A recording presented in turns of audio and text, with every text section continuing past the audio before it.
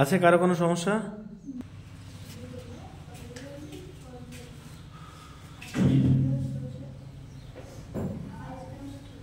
Welcome my dear student, welcome to another video. চলে এলাম আজ ক্লাস 9 এর কোষাধ্যক্ষ 1.3 এর মূল বিষয়বস্তুগুলো করাতে। মূলত আমাদের কোষাধ্যক্ষ 1 থেকে একটা 3 নম্বরের বড় প্রশ্ন পড়ে এবং শর্ট পড়ে আমাদের। তো 3 নম্বরের বড় প্রশ্নটা এর আগের দিন যে কোষাধ্যক্ষ 1.2 করিয়েছিলাম সেখানকার √3 এর অবস্থান, √5 এর অবস্থান, √7 এর অবস্থান দিয়ে দেয়।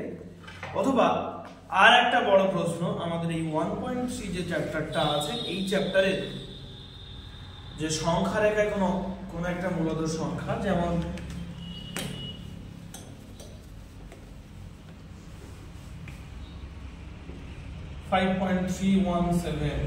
এই জাতীয় দশমিক বিস্তারের যে সংখ্যাগুলো সংখ্যা রেখায় স্থাপন করা, সেইগুলোই মূলত 3 নম্বরের প্রশ্নে পড়ে।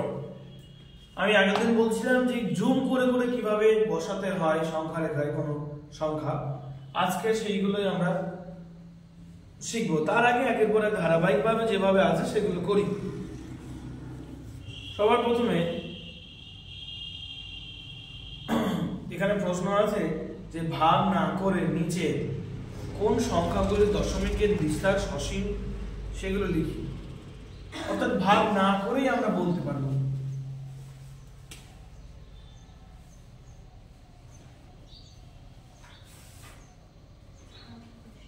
একের এক দাগে আছে 17/80। এগুলো এমনি আমাদের পরীক্ষাতে আসবে না, কিন্তু জাস্ট একটু জেনে রাখতে হবে। আমি জাস্ট হিন্টস দিয়ে দেবো কিভাবে বুঝবে। সবাই একটু মনোযোগী হবে দিকে।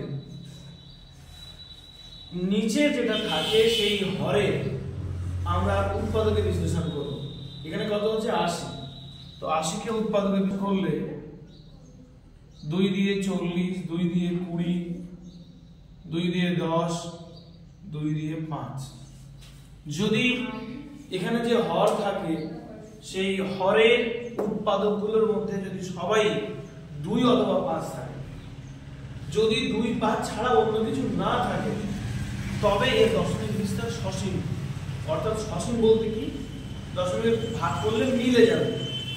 যদি ভাগফল মিলে যায় তখন তার দশমিক বিস্তার হবে সসীম, আর যদি ভাগফল না মেলে তাহলে তার দশমিক বিস্তার হবে অসীম। এমন কোন সংখ্যা নেই যাকে 2 বা 4 দিয়ে বা 5 দিয়ে 2 এর গুণিতকগুলো দিয়ে ভাগ করা যাবে। এমন কোন সংখ্যা পাওয়া যাবে না, তাকে ওই দিয়ে ভাগ করা যাবেই। শুধুমাত্র 2 আছে এমন কোন জিনিস। তো এখানে আমরা যে দেখতে পাচ্ছি যে 17/80 এবং 80 উৎপাদক বিশ্লেষণ করে সবগুলো উৎপাদকই 2 এবং 5, তাই এর দশমিক বিস্তার সসীম। আমি পুরোটা একটা লিখে দিচ্ছি।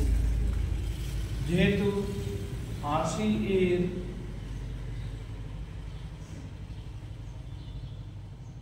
উৎপাদকগুলি 2 ও 5, এটা মুছে দিলাম, থাকে না তো প্রাফ হিসেবে থাক। অতএব 17/80 এর দশমিক বিস্তার সসীম। পুরো বিষয়টা কি বোঝাতে পেরেছি আমি? কখন সসীম নেব আর কখন অসীম হবে। 5 আর 2, শুধুমাত্র 2 আর 5 থাকতে হবে। দেখো এখানে 2 আর 5 আর কিছুই নেই, তাই এটা সসীম। এবার ধরো তারপরে আমি 13/24 যদি দেখি, আমরা সর্বদা উৎপাদক বিশ্লেষণ করব নিচেরটা। এটা বুঝতে পারছো তো? যদি কোনো সমস্যা থাকে আমাকে নির্দ্বিধায় বলবে। তাহলে 24 2 দিয়ে ভাগ করলে 12 × 24, 2 দিয়ে ভাগ করলে 6, 2 দিয়ে ভাগ করলে 3। এখানে দেখো আমরা পেলাম 2 আর 5 তো টোটালি নেই। দেখো এখানে একটা 3 নতুন জিনিস এসেছে, তাই না? তাহলে আমি কি বলেছিলাম, এই যে হরের যেটা থাকবে তার উৎপাদক বিশ্লেষণের ভিতরে যদি শুধুমাত্র 2 এবং 5 আসে, তাহলে বুঝতে হবে যে ওই যে সংখ্যাটা আছে, যে ভগ্নাংশটা আছে, তার দশমিক বিস্তার সসীম। কিন্তু এই ক্ষেত্রে আমরা 3টে 2 পেলেও দেখো একটা 3 পেয়েছি, 3 তো আছে 2 আর 5 এর মধ্যে কেউ আলাদা জিনিস। তাই এর দশমিক বিস্তার লিখব 24 এর সমস্ত উৎপাদক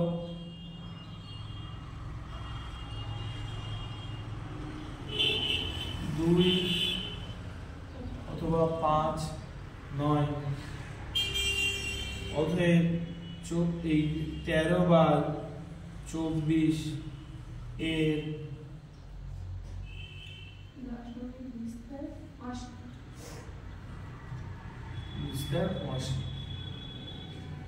আমি আর একের বাকি অঙ্কগুলো আর প্রোগ্রেস করবো না, আমি মূল পদ্ধতি শিখিয়ে দিলাম।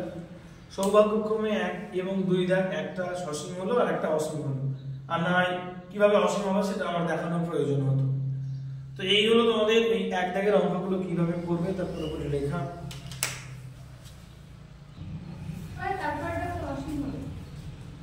হ্যাঁ, এরপরে তাহলে তোমরা করে নিও, বাকিগুলো তোমাদের বাড়ির কাজ থাকলো। একের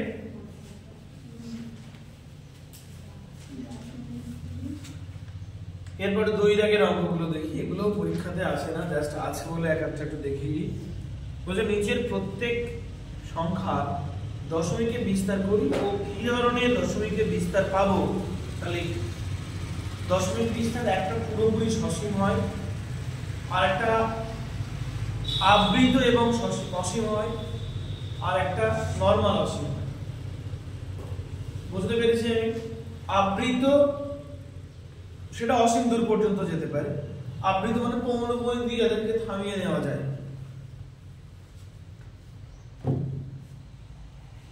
যেমন ধরো 1/11, এখানে আমরা একে ভাগ করব, দশমিক নিলাম, 0 হলো। দেখো এখন 11 দিয়ে ওকে ভাগ করা যাচ্ছে না, তাই না? তাহলে সেই জন্য এখানে একটা 0 নিতে হয়, এখানে একটা 0 নিতে হয়।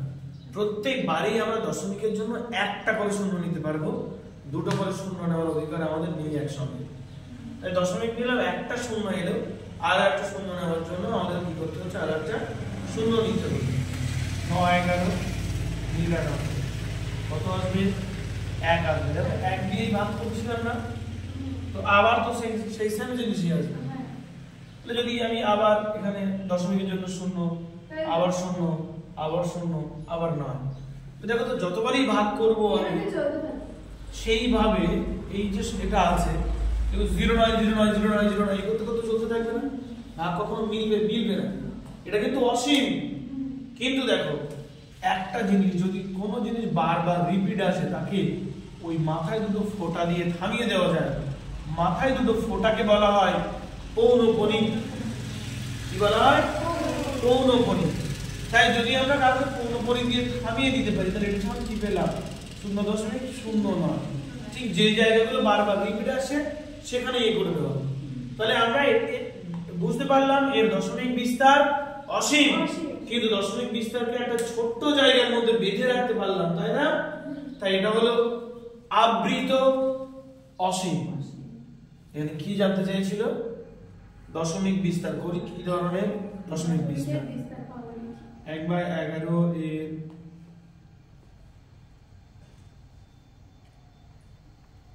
দশমিক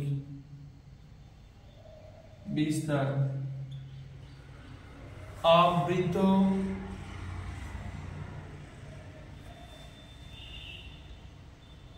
অসীম।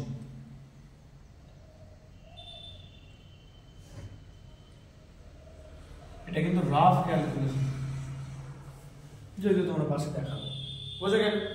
এইভাবে অন্যগুলো করে দেখতে হবে। এটা ছিল 2 এর 1 দাগ। আমি আর এক হাতটা একটু করে দিই, দেখি এখান থেকে। আমি ওই 3 দাগটা করছি। কত আছে ওটা? 1/3/4।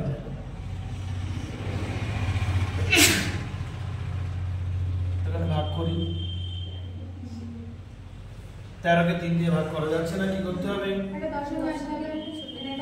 দশমিকের জন্য 0, এরপরে 13 2 26, 4 দশমিকের জন্য আবার 0, 3 13 39, 1 দশমিকের জন্য 0 ভাগ করা যাচ্ছে না, আবার 0, 100, 7 13 91। ওইদিকে জায়গা ধরতে হবে, এদিকে নিয়ে আসি। কত হচ্ছে এখানে 9, দশমিকের জন্য 0, কত যাবে এবার 17, 78, 70, 91 বেশি হয়ে যাচ্ছে, 17, 78, 12, দশমিকের জন্য 0, 120 হচ্ছে 9, 13, 117, আবার 3, 0, 30, ওই দেখো সেই 3-এ আবার চলে এলো, তাই না? তার মানে কি এরপরে আবার সব সেম আসতে শুরু করবে। তাহলে এখান থেকে এই এর সমান কি পাচ্ছি আমরা 0.2 এর মধ্যে পৌনঃপুনিক, 3076 এর মধ্যে পৌনঃপুনিক। এবার তো উত্তরগুলো মিলছে কিন্তু চেক করে নাও তো। অতএব 3/13 এর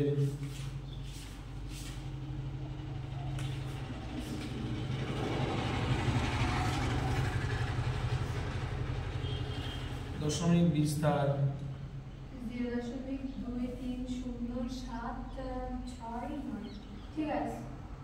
আর দশমিক বিস্তারটা হ্যাঁ, তো এখানে ও হবে আবৃত্ত এবং অসীম, আমি এর দিয়ে দিয়েছি আবৃত্ত এবং অসীম, এত আবৃত্ত এবং অসীম। দশমিক বিস্তারের উত্তরে কি লেখা আছে? শুধু উত্তরটাই লেখা আছে, শুধু ওটাই লেখা আছে, তাই তো আমি পাশে লিখে দিলাম, সেটা আদৌ সসীম হবে না অসীম হবে।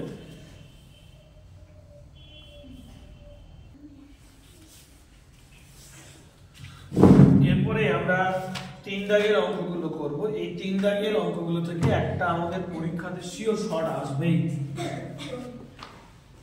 এই যে কোষ থেকে 1.3 এর এই 3 দাগ থেকে আমাদের প্রথম পরীক্ষায় এবং লাস্ট পরীক্ষায় এই টাইপের থেকে একটা কিন্তু শর্ট কোশ্চেন আমাদের আসবেই।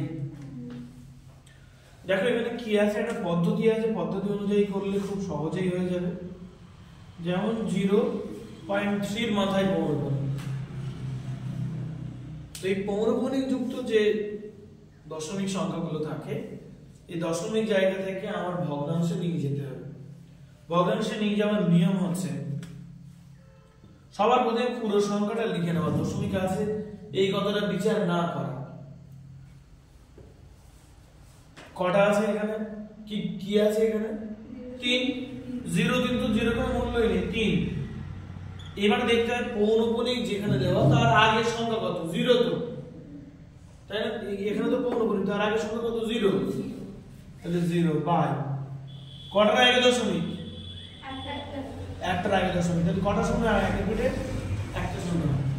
এবারে নিয়ম হচ্ছে এই জিনিসটা তোমার খেয়াল করতে হবে, আমি পাশে লিখে রাখছি। দশমিকের পর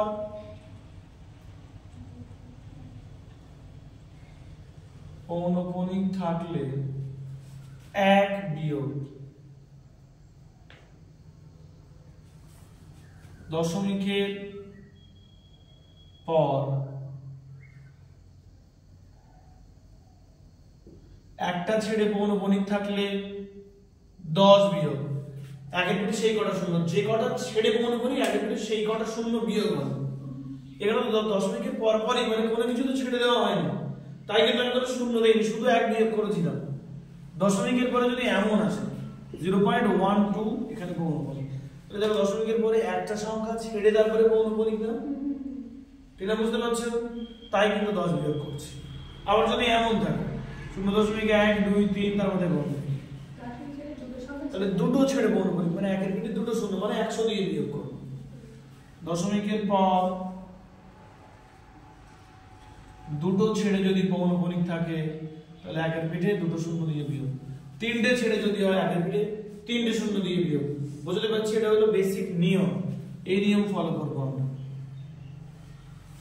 তাহলে এখানে আমরা কত বিয়োগ করব, যেহেতু দশমিকের পরপরই পৌনঃপুনিক তাই 1 বিয়োগ করব। তাহলে কত পাচ্ছি 3/9, তাহলে কাটাকুটি যাচ্ছে 3 একে 3 3 থেকে 9, তাহলে কত হচ্ছে এটা 1/3। এবার ধরো 2 দাগ করি, পুরোপুরি একটু বেশি না করলে তোমরা ঠিক বুঝতে পারবে না। আর কয়েকটা করি, যেমন 1.3 হ্যাঁ করছে একটু পরে। এটার মানে কি হতে পারে, প্রথমে পুরোপুরি লিখে নেবো, কত পুরোপুরি 13। প্রথমে মনে করো দশমিক নেই, পুরোপুরি কত দেখতে পাচ্ছি 13 বিয়োগ পৌনকণিকের আগে কত আছে 1 1 বিয়োগ করতে হবে কটার আগে দশমিক তাহলে কি লিখবো আমরা জানি 1 এর আগে দশমিক মানে 10 হবে নিচে এবার দশমিকের পরপরই পৌনকণিক তাই কত বিয়োগ হবে 1 বিয়োগ হবে তাহলে আমরা কত পাচ্ছি উপরে 12/9 এটা হচ্ছে 4 আর এটা হচ্ছে 3 3 এর 4 12 3 3 কে 9 3 দিয়ে কাটাকুটি করলাম কত পেলাম আমরা 4/3 এবার একটু বড় ছোট দেখি করি কোনটা করলে তোমরা খুশি হবে আপনি যেটা কঠিন মনে শিখতে ওইরকম ভাবে বললে আমার কাছে কোনো কঠিন বলে মনে হয় না তবে দেখো 3 দাগটা ওই দুটো থেকে একটু আলাদা 3 দাগে আছে 0.54 এর মধ্যে কম তাহলে কি হবে সবার প্রথমে পুরোটাই লিখে নেব পুরোটা কি দেখতে পাচ্ছি 54 বিয়োগ পৌনকণিকের আগে যেটা সেটা বিয়োগ হবে 0 বাই কটার আগে দশমিক তাহলে একের পরে কত শূন্য বিয়োগ দশমিকের পরে কটা ছেড়ে পৌনকণিক একটা ছেড়ে তারপরে পৌনকণিক দ্বিতীয়টা পৌনকণিক কিন্তু কটা ছেড়ে পৌনকণিক একটা তাহলে কত বিয়োগ হবে 10 তাহলে আমরা উপরে কত পাচ্ছি 54/90 এক কাটাকুটি করা যাচ্ছে 6 9 54 আর 9 10 কে 90 2 দিয়ে 3 এখানে কত 5 তাহলে কত পাচ্ছি আমরা 3/5 এইভাবে বাকি যেগুলো আছে সেগুলো তোমাদের বাড়ির কাজ থাকবে আমি খুব সহজে এগুলো বলে দিলাম এই পদ্ধতি খেয়াল করবে আর ওই নিয়মটা অবশ্যই লিখে নেবে দেখবে একটা অঙ্ক পৌনকণিকে তোমাদের কোনো রকম কোনো সমস্যা হবে না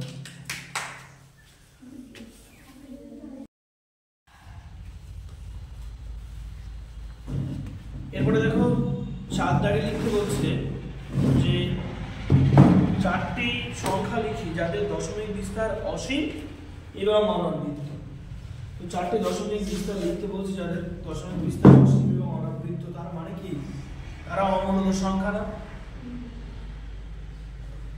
অমূলত সংখ্যা হলে তবেই তাদের দশমিক বিস্তার অসীম আর অনবৃত্ত হয় তাহলে আগের দিন যে আমরা 3টি বা 4টি অমূলত সংখ্যা লিখেছিলাম সেগুলো লিখে দিলে তো আমাদের উত্তর চলে আসে তাই এখানে আমি আর লিখলাম না নিজেদের মতো করে 4টি লিখলে হয়ে যাবে অসীম এবং অনবৃত্ত এমনকি তোমাদের বইতে 7 দাগের একদম 4 দাগটাও দেখো দেওয়া আছে একটা 1.1001001001 এইভাবে চলতে শুরু করছে এটা একটা অমূলত সংখ্যা আমি যদি নিই 3.2323332 এটা একটা অমূলত সংখ্যা হয়ে গেল যদি আমি মনে করি 0.171771777 এইভাবে চলতে শুরু করছে এইভাবে আরেকটা দিয়ে দিই 2.393993999 এইভাবে চলতে শুরু করছে এই হয়ে গেল 4টি দশমিক বিস্তার যেগুলো অসীম এবং অনবৃত্ত এক কথায় আমার 4টি অমূলত সংখ্যা লিখলেই কিন্তু আমার এই প্রশ্নের উত্তর হয়ে যাচ্ছে কারো কোথাও কোনো বুঝতে সমস্যা আছে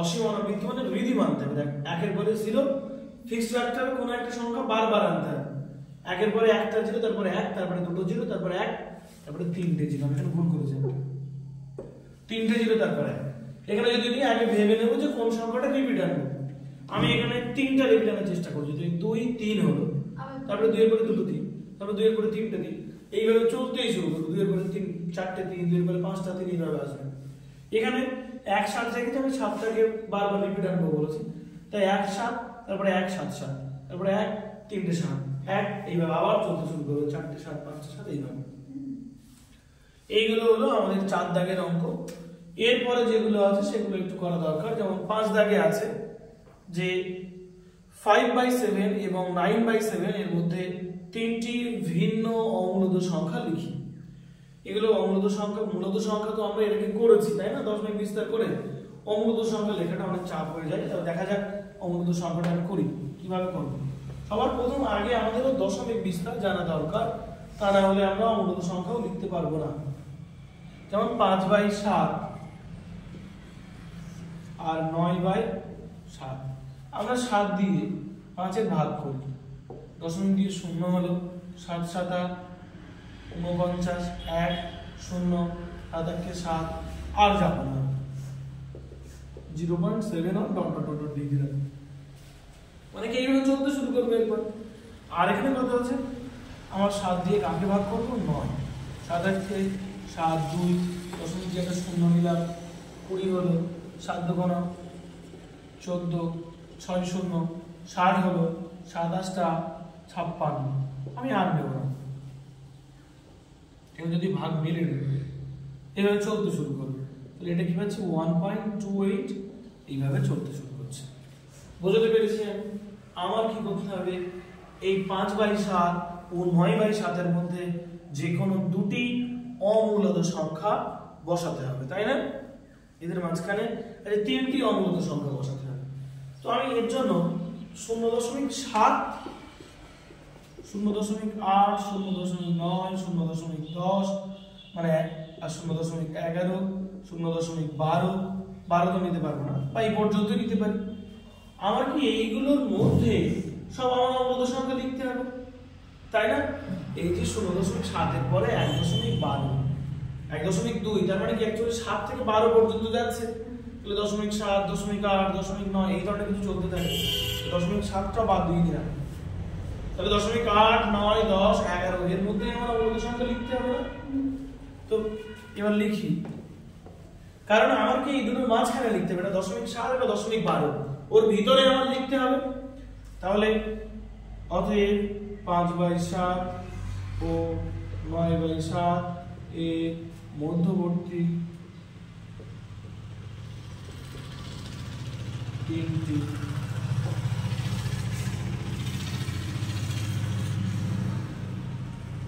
অমূলত সংখ্যা সমান। প্রথমে কোনটা দিয়ে শুরু করি, 0.8 দিয়ে শুরু করি।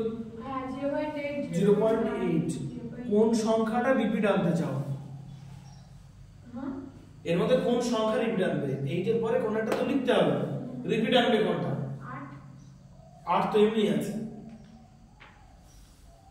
0.8 এর পরে ধর 1 দিলাম, তাই তো 8 রিপিট আনবে, যে কোনো একটা দিয়ে দিলাম, তারপরে কি আবার 8 8 1 8 8 8 1 কমা, এভাবে চলতে শুরু করছে। মানটা কি বুঝতে কোনো সমস্যা হচ্ছে?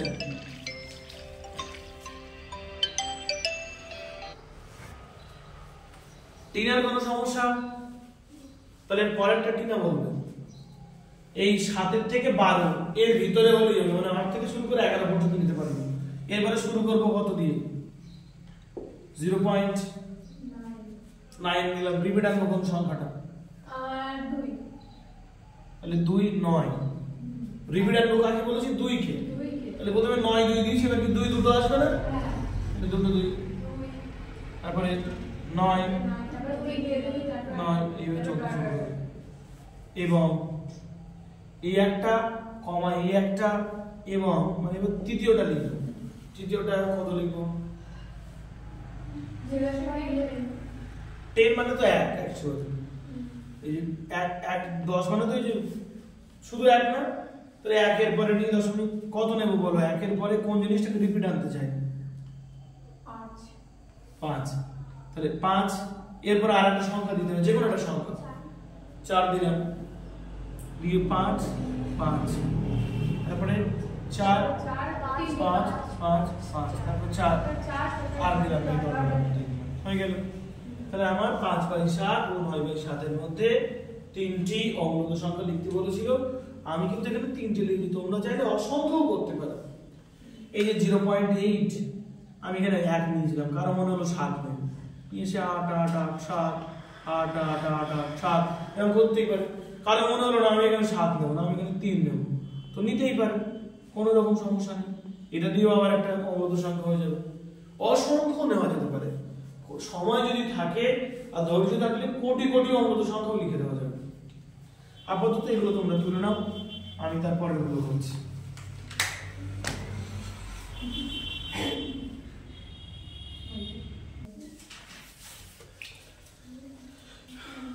এরপরে দেখো 6 দাগে যেটা দেওয়া আছে 3/7, 6 দাগে আছে 3/7 ও 1/11। এর মধ্যে দুটি ভিন্ন অমূলত সংখ্যা লিখি। এটা তোমাদের বাড়ির কাজ থাকলো, একদম সেম পদ্ধতিতে আগে ভাগ করে নেবে ওটা এবং এটা নেওয়ার পরে এদের মাঝখানে দুটো অমূলত সংখ্যা লিখতে বলছে, এটা তোমাদের হোমওয়ার্ক থাকলো। এবার এই 7 দাগটা নিচের সংখ্যাগুলির মধ্যে কোনটি মূলত সংখ্যা এবং কোনটি অমূলত সংখ্যা লিখি। যদি আমরা কোনটাকে রুটের বাইরে নিয়ে আসতে পারি তাহলে সেটা মূলত সংখ্যা, যদি রুটের বাইরে না নিয়ে আসতে পারি তাহলে সেটা অমূলত সংখ্যা। আর যদি দশমিক বিস্তার দেখি যে পৌনঃপুনিক দিয়েও থামিয়ে দেওয়া যাচ্ছে তাহলে মূলত সংখ্যা, মানে একই জিনিস বারবার আসছে তাহলে সেটা মূলত সংখ্যা হবে। আর যদি দেখি যে অমূলত সংখ্যার মধ্যে কোনো একটা নির্দিষ্ট জিনিস বারবার রিপিট আসছে, বারবার বেড়েই চলেছে এরকম, তাহলে সেটা অমূলত সংখ্যা। তাহলে আমি এখানে মূলত অমূলত বিচার করার জন্য দুটো কন্ডিশন বললাম, আরো একবার বলছি। প্রথমত যদি রুট দিয়ে দেয়, যদি রুটের বাইরে আমরা আনতে পারি তাহলে মূলত সংখ্যা, যদি রুটের বাইরে না আনতে পারি তাহলে অমূলত সংখ্যা। আর বাকি পড়ে দেবে দশমিক বিস্তার। ধরো এমন হলো 1.12 এইভাবে চলতেই শুরু করছে, তাহলে দেখো এই 1.12 বারবার আসছে বলে পৌনঃপুনিক দিয়ে আমরা থামিয়ে দিতে পারি না। তাহলে যাদেরকে পৌনঃপুনিক দিয়ে থামিয়ে দিতে পারবো, অর্থাৎ আবৃত দশমিক যে সংখ্যাগুলো হবে তারা কিন্তু অবশ্যই মূলত সংখ্যা হবে, বোঝা গেল। আর যদি এমন দেখি যে 1.01 তিনটে 1 তারপরে এইভাবে চলতে শুরু করছে, তাহলে এটা অমূলত সংখ্যা। চলো এবার আমরা এখানকার এগুলো দেখি। 7 এর 1 দাগ, দেখো √47 মানে √47, একে রুট নিজেই 47টা নিজেই একটা মৌলিক সংখ্যা, তাই এর কোনো ভেঙে কোনো দুটো উৎপাদক আসবে এরকমটা কখনো করা যায় না। তাহলে এই √47টা কি হবে, মূলত হবে না অমূলত হবে? অমূলত, যেহেতু একে বাইরে আনা যাচ্ছে না। তারপরে কত হচ্ছে √625, শেষে কোনো কিছু 5 বা 0 থাকলে তাকে রুটের বাইরে বের করে আনার সম্ভাবনাটা বেশি থাকে। তো 625 কে আগে আমরা ভাগ করি 5 দিয়ে, শেষে 5 মানে 5 দিয়েই ভাগ যাবে, 5 দিয়ে গেলে 5 একে 5, বিয়োগ করলে এখান থেকে 1 2 12 নামে, 5 2 10, তারপরে 2 5 25, 5 5 25, 5 25 125, 5 2 10, 5 5 25, আবার 5 5 25। তাহলে আমরা কি পাচ্ছি এখানে, এটা 2 হবে, 5 গুণ 5 গুণ 5 গুণ 5। আমরা রুটের ভিতরে কটা 5 পেলাম? 4টে 5। তাহলে এই দুটো 5 এর জন্য একটা 5, এই দুটো 5 এর জন্য একটা 5, কত হলো 25। দেখো এটা কি রুটের বাইরে বের করে আনতে পেরেছি আমরা, তাহলে এটা মূলত সংখ্যা। 3 দাগে যেটা আছে সেটা কি আছে দেখো, 3 দাগে আছে 6.5757, আবার এইভাবে চলতে শুরু করছে, তাই না? তার মানে কি এটাকে আমরা কি লিখতে পারি, 6.5, 5 এর মাথায় পৌনঃপুনিক, 7 এর মাথায় পৌনঃপুনিক, কারণ এই দুটো জিনিস বারবার রিপিট আসছে। তাহলে আমরা তো এর পৌনঃপুনিকের মাধ্যমে প্রকাশ করতে পেরেছি, তাহলে এটা মূলত না অমূলত? তাহলে এটা মূলত। 4 নম্বরে যেটা আছে সেটা হচ্ছে 1.100 তিনটে 0 1 এইভাবে চলতে শুরু করছে, তাই না? তাহলে এটা কি সংখ্যা হবে? অমূলত।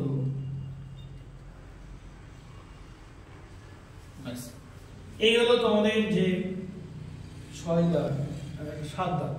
7 দাগের যেগুলো ছিল তার মূল বিষয়বস্তু উত্তরগুলো সব করে দিলাম। মূল বিষয় হলো অঙ্কটা শেখা।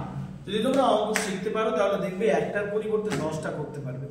আর যদি অঙ্ক মুখস্থ করো তাহলে যে কটা আমি করাবো বা কোনো টিচার করাবে সেই কটাই, তার বাইরে তুমি করতে পারছো না। তাই মূল টার্গেট থাকবে আমাদের অঙ্ক শেখা। আপাতত এগুলো ছিল না।